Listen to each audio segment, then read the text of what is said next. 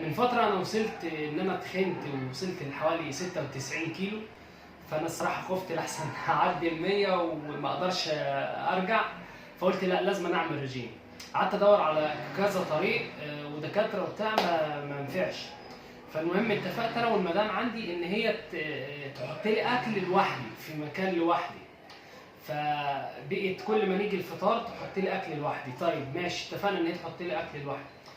فابتدينا نقلل الكميه، يعني مثلا لو انا باكل 3 رغيفه في الطاقه الواحده، جيت اكل رغيفين بس. فاهمين؟ بعد كده بيجي رغيف ونص رغيف. فواحده واحده المعده بتاعتك بتبدا تكش، تصغر، تتعود على كميه الاكل اللي انت هتاكلها. انا النهارده باكل اكلتين بس، في كل اكله رغيف ونص من اللي هو ابو شيلن الصغير ده، والمعده اتعودت وزي الفل. فانا حبيت احكي لكم التجربه بتاعتي. ابعد عن اي دكتور مش هيفيدك، وما تدورش، لان الكلام ده كله مش هتتخن اكتر.